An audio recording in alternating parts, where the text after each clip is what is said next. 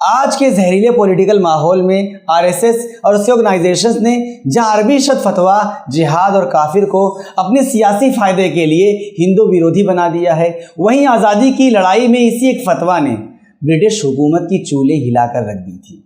उस दौर में जब विनायक दामोदर सावरकर समग्र वाङ्मय के माध्यम से नेताजी सुभाष चंद्र बोस की आज़ाद हिंद फौज में शामिल होकर नेताजी सुभाष चंद्र बोस की मदद करने के बजाय नेताजी के मुक्ति संघर्ष को हराने में ब्रिटिश हुक्मरानों के हाथ मजबूत करने की कोशिश करने में लगे हुए थे, और तभी ब्रिटिश सेना में भारतीयों को शामिल कराने के लिए अपने संगठन हिंदू महासभा के माध्यम से सावरकर ने अपनी रहनुमाई में ब्रिटिश फौज में भर्ती के लिए कैंप लगाए और पुरजोर अपील किया कि जहां तक भारत की सुरक्षा का सवाल है, हिंदू समाज को भारत सरकार के जंग संबंधी कोशिशों में हमदर्दाना मदद के जज्बे से बेहिचक जुड़ जाना चाहिए, जब तक ये हिंदू हितों के फायदे में हो। हिंदुओं को बड़ी संख्या में ब्रिटिश आर्मी, ब्रिटिश नेवी और ब्रिटिश एयरफोर्स में शामिल होना चाहिए और सभी ऑर्डिनेंस, गोला बारूद और जंग का सामान बनाने वाले फैक्ट्रीज में काम करना चाहिए। उसी दौर में एक मौलाना हुसैन अहमद मदनी ने ब्रिटिश फौज में शामिल होने के खिलाफ फतवा देकर ब्रिटिश हुकूमत की चूल्हे हिला दी थी। मौलाना हुसैन अहमद मदनी का जन्म 6 अक्टूबर 1879 को उन्नाव के बांगर मऊ में हुआ था। उनके टीचर पिता सैयद हबीबुल्लाह थे, जो पैगंबर हज़रत मोहम्मद के वंशज थे। शुरुआती मजहबी एजुकेशन घर से हासिल करने के बाद 13 साल की उम्र हो जाने पर पिता ने दारुल उलूम देवबंद भेज दिया, जहां आपने मौलाना महमूद हसन देवबंदी और दारुल उलूम देवबंद के फाउंडर्स में से एक मौलाना जुल्फ़िकार अली जैसे टीचर्स के अंडर स्टडी की। बाद में मौलाना हुसैन अहमद मदनी रशीद अहमद गंगोही के स्टूडेंट बने और हाई मजहबी एजुकेशन हासिल की। दारुल उलूम देवबंद से ग्रेजुएट होने के बाद मौलाना मदीना चले गए। वहाँ से उन्होंने अरबी ग्रामर, अल-फ़िक़्ह, उसूल अल-हदीस और कुरान पढ़ाना शुरू किया। धीरे धीरे मौलाना की टीचिंग बहुत फेमस हो गई और इनके आसपास स्टूडेंट्स की भीड़ जमा होने लगी, जबकि इस समय उनकी उम्र सिर्फ 24 साल थी। मौलाना को एजुकेशन की फील्ड में इतनी शोहरत मिली कि मिडिल ईस्ट, अफ्रीका, चीन, अल्जीरिया, हिंदुस्तान तक के स्टूडेंट्स पढ़ाई करने उनके पास आने लगे। मदीना में टीचिंग के दौरान ही मौलाना महमूद हसन को रेशमी रुमाल आज़ादी आंदोलन में शामिल होने के लिए अंग्रेज़ों ने 3 साल की सज़ा दी और उन्हें काला पानी यानी अंडमान की जेल में भेज दिया गया। अपने बूढ़े टीचर की सेवा के लिए मौलाना मदनी और 3 स्टूडेंट्स ने उनके साथ जाने का फैसला किया ताकि वो उनकी देखभाल कर सके। मौलाना महमूद हसन ने कहा कि अंग्रेज़ी सरकार ने मुझे कसूरवार पाया है और तुम लोग बेकसूर हो, खुद को रिहा करने की कोशिश करो। तो चारों ने जवाब दिया कि वे मर जाएंगे लेकिन आपकी सेवा से अलग नहीं होंगे। सेकेंड वर्ल्ड वार के ख़त्म होने के बाद 3.5 साल की कैद के बाद शेख अल हिंद मौलाना महमूद हसन और मौलाना हुसैन अहमद मदनी सहित उनके सभी साथियों को आखिरकार रिहा कर दिया गया।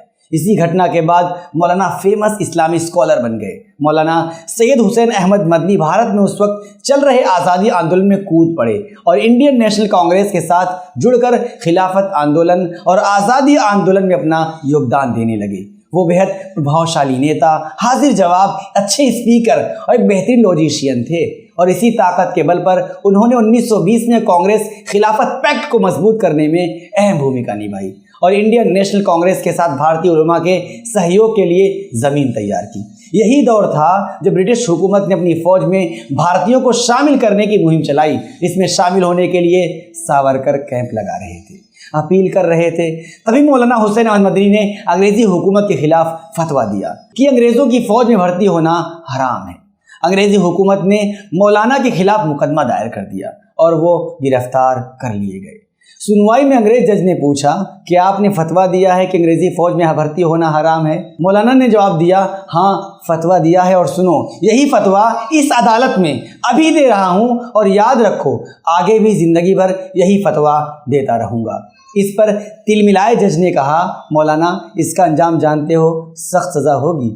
जज की बातों का जवाब देते हुए मौलाना ने कहा कि फतवा देना मेरा काम है और सज़ा देना आपका काम, आप सज़ा दीजिए। मौलाना की बातें सुनकर जज गुस्सा कर बोला कि इसकी सज़ा फांसी है। इस पर मौलाना मुस्कुराते हुए अपनी झोली में से एक कपड़ा निकालकर मेज़ पर रखते हैं। अब जज पूछते हैं, यह क्या है मौलाना? मौलाना उनका जवाब देते हुए कहते हैं कि यह कफन का कपड़ा है, मैं देवबंद से कफन साथ में लेकर आया था। जज कहते हैं कफन का कपड़ा तो यहाँ भी मिल जाता।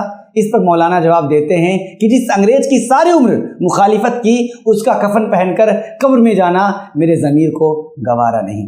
जानने वाली बात यह है कि मौलाना हुसैन अहमद मदनी के सिर्फ इस एक फतवे और उनकी गिरफ्तारी के असर से हज़ारों लोग ब्रिटिश फौज की नौकरी छोड़कर जंग आज़ादी में शामिल हो गए। मौलाना ने नमक सत्याग्रह और सिविल डिसओबीडियंस आंदोलनों में अहम रोल अदा किया। 1942 में भारत छोड़ो आंदोलन के दौरान उन्हें कैद कर लिया गया। भारतीय स्वतंत्रता संग्राम के दौरान वो कई बार गिरफ्तार होते रहे। 1930 से 1950 के धार्मिक रूप से मुश्किल वर्षों के दौरान जब आज़ादी की लड़ाई में दो धार्मिक विचार हिंदू महासभा और मुस्लिम लीग जैसे दो चरम पंथों में बटे थे, तो मौलाना मदनी ने इसका विरोध किया और बार बार जिन्ना को पत्र लिखा, तर्क किया और इस बात के लिए अभियान चलाया कि अंग्रेज़ों के खिलाफ सभी धर्मों के लोगों को मिलकर लड़ना चाहिए। और इसी के साथ उन्होंने कुरान और पैगंबर मोहम्मद साहब की शिक्षाओं के आधार पर दोनों समुदायों के बीच एकता की सहयोग को भी सही ठहराते हुए लोगों को समझाते रहे। तभी पाकिस्तान के बनने की हलचल शुरू हुई और मौलाना मदनी ने पाकिस्तान के निर्माण और दो राष्ट्र सिद्धांत के तर्क का विरोध किया। इसके लिए आपने अपनी राजनीति विचार मुत्तहिद कौमियत का लोगों में खूब प्रचार प्रसार किया। मुत्तहिद कौमियत वो एक्रीडिएशन है जो यह तर्क देती है कि भारतीय राष्ट्र मुख्तलिफ संस्कृतियों, जातियों, समुदायों और धर्म के लोगों से बना है, इसलिए भारत में राष्ट्रवाद को धर्म से डिफाइन नहीं किया जा सकता। सरल भाषा में बोले तो हिंदुस्तान में कौम परस्ती की तारीफ मजहब से नहीं की जा सकती। उन्होंने यह बात लोगों तक पहुंचाई कि भारतीय नागरिक अपनी खास धार्मिक परंपराओं एवं पहचान को बनाए रखते हुए एक आज़ाद धर्मनिरपेक्ष भारत के मुकम्मल नागरिक होंगे। मुत्तहिद कौमियत का कहना था कि अंग्रेज़ों के भारत में आने से पहले अलग अलग धर्म विश्वास के लोगों के बीच कोई दुश्मनी नहीं थी। अंग्रेज़ों ने फूट डालो और राज करो पॉलिसी के तहत लोगों के बीच दुश्मनी पैदा की। लोगों को ये समझाकर इस बंटवारे के ख्याल को भारतीय समाज से दूर किया जा सकता है। अपने ऐसे विचारों से मौलाना हिंदू और मुस्लिम दोनों ही चरमपंथियों से बराबर रूप से लड़ रहे थे। इसी प्रोसेस में मौलाना महमूद मदनी की बहस कई बार शायर अल्लामा इकबाल और मोहम्मद अली जिन्ना के साथ हुई। अल्लामा इकबाल और मोहम्मद अली जिन्ना इनके नाम से ही घबराकर इनका सामना करने से डरने लगे। अपने सभी कोशिशों के बावजूद जब ब्रिटिश हुकूमत की पॉलिसी और नेहरू पटेल की सहमति से देश का बंटवारा होना तय हो गया, तब मौलाना मदनी को बहुत दुख हुआ और वो गांधी जी और मौलाना आज़ाद की रिक्वेस्ट पर कई दूसरे मुस्लिम धार्मिक नेताओं के साथ मुसलमानों को भारत में रुकने के लिए मनाते रहे। देश को आज़ादी मिली और पंडित जवाहरलाल नेहरू की अगुवाई वाली नई सरकार ने मौलाना मदनी को उस सरकार में शामिल होने का कई तरह का प्रयास किया, मगर मौलाना मदनी श्यामा प्रसाद मुखर्जी नहीं बने और उन्होंने बहुत ही प्यार से इनकार कर दिया और देवबंद मदरसे में पढ़ाना शुरू कर दिया। मौलाना मदनी 1954 में पद्म भूषण सम्मान पाने वाले पहले विभूतियों में से थे।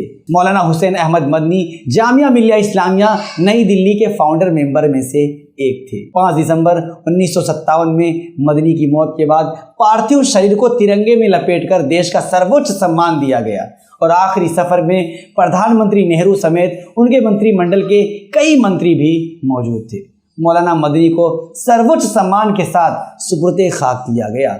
फिर 55 साल बाद सरकार को मौलाना मदनी याद आए और 29 अगस्त 2012 को भारतीय डाक विभाग ने मौलाना मदनी के सम्मान में एक स्मारक डाक टिकट जारी किया। जंग आज़ादी के इस परवाने को आज के नौजवान पीढ़ी भूलती जा रही है। जंग आज़ादी का वो परवाना आज अपनी पहचान का मोहताज होता जा रहा है। अगर आप चाहते हैं कि हिस्ट्री से रिलेटेड हम इसी तरह वीडियो आपके सामने लाते रहें, कमेंट में हमें भेज सकते हैं। आपका कमेंट ही हमारा हौसला है। फिलहाल नाइन में इतना ही, दीजिए मुझे इजाज़त।